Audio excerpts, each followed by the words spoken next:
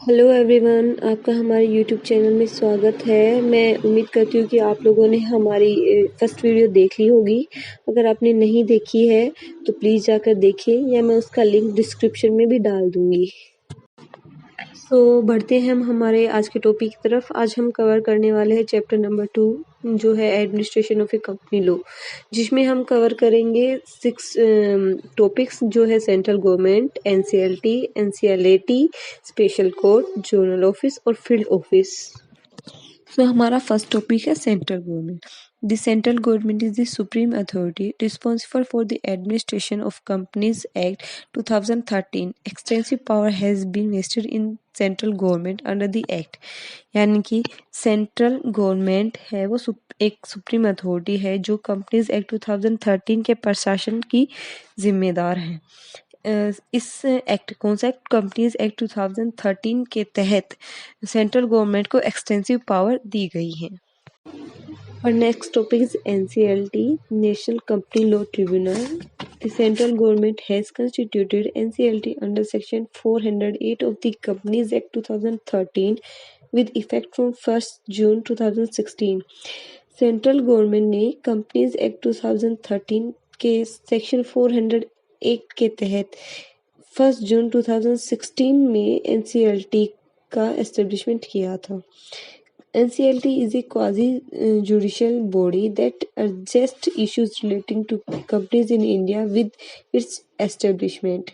NCLT एक quasi-judicial body है जो इंडियन कंपनीज से के एस्टेब्लिशमेंट से रिलेटेड जितने भी इश्यूज हैं उसको एडजस्ट करती है। The company law board constituted under companies act 1956 stand dissolved. जितने भी कंपनीज लॉ बोर्ड थे जो कंपनीज एक्ट 1956 के तहत बने थे उन सबको डिसॉल्व कर दिया गया है। NCLT is not bounded by strict judicial rules of evidence and procedure. NCLT किसी भी कोई भी strict judicial rules like evidence and procedures इन किसी से भी बंधा हुआ नहीं है। It can decide case following principles of nature justice. ये NCLT नेचर जस्टिस के प्रिंसिपल्स के बेस पर भी जस्टिस कर सकता है। Composition of NCLT। Central government ने ये डिसाइड किया है कि president, judicial and technical members को मिलाकर NCLT में मेंबर्स की संख्या 62 से ज़्यादा नहीं हो सकती है। Qualification of members of NCLT। First पे आता president. President shell be a person who is और हैज़ बीन ए जज of a high court for 5 years। President वो इंसान बन सकता है जो हाई कोर्ट का 5 साल तक जज रहा हो या करंटली हो। दूसरे पे आता है जुडिशियल मेंबर।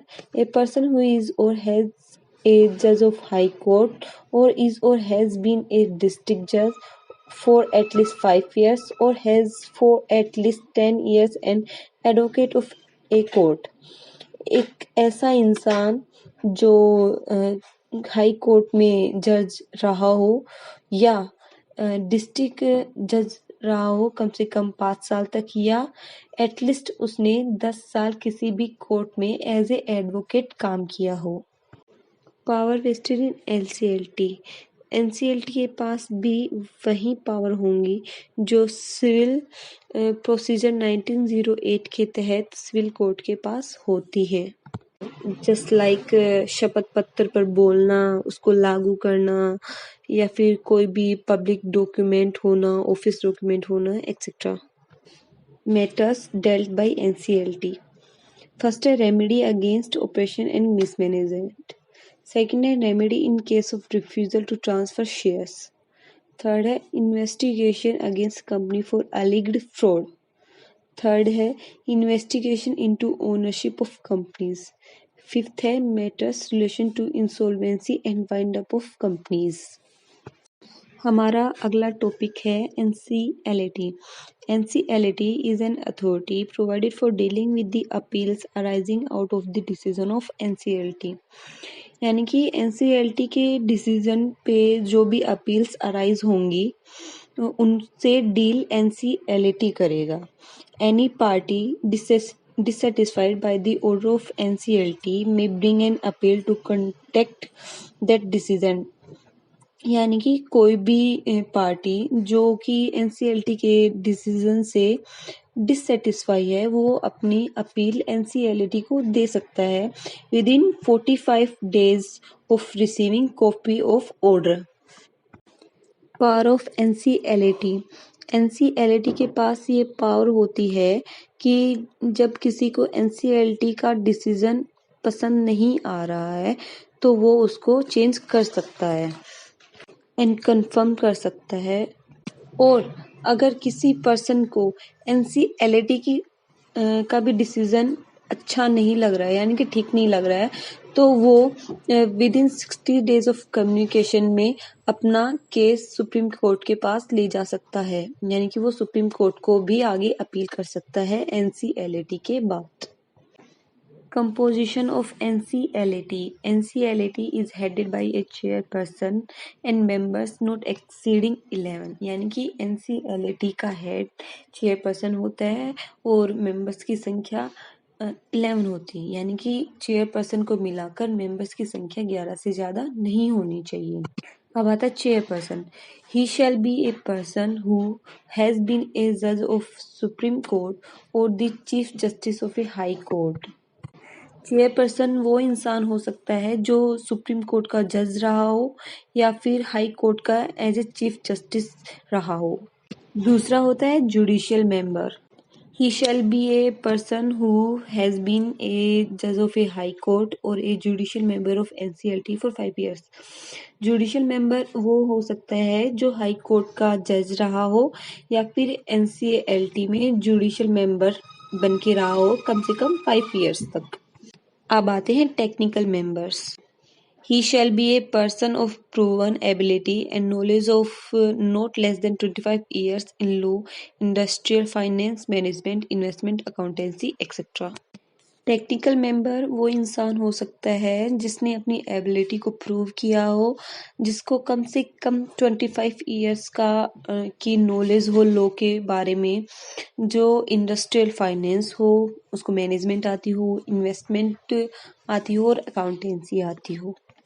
तो हमारा अगला टॉपिक है स्पेशल कोर्ट।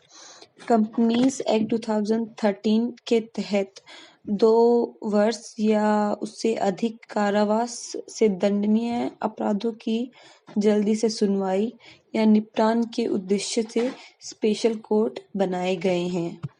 इन स्पेशल कोर्ट्स के सिंगल जज को सेंट्रल गवर्नमेंट अपॉइंट करती है हाई कोर्ट के चीफ जस्टिस के साथ कंसल्ट करने के बाद। तो अगला टॉपिक है जोनल ऑफिस।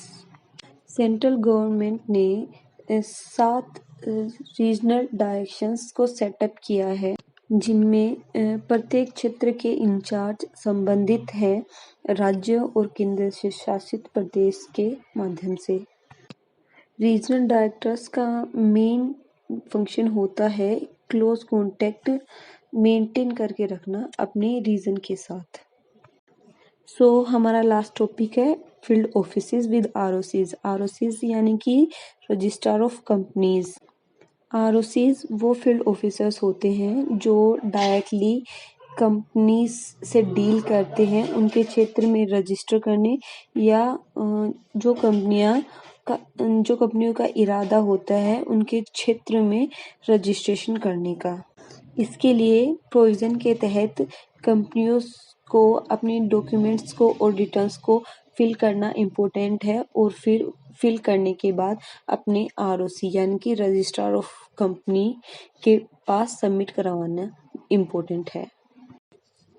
अगर वीडियो पसंद आई हो तो please like, share and subscribe our channel.